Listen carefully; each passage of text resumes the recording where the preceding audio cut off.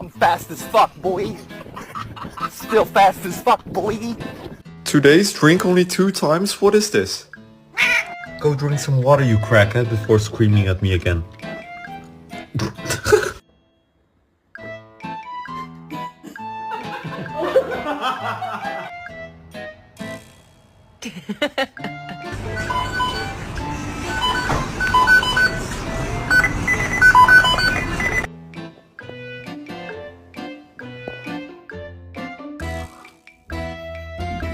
What?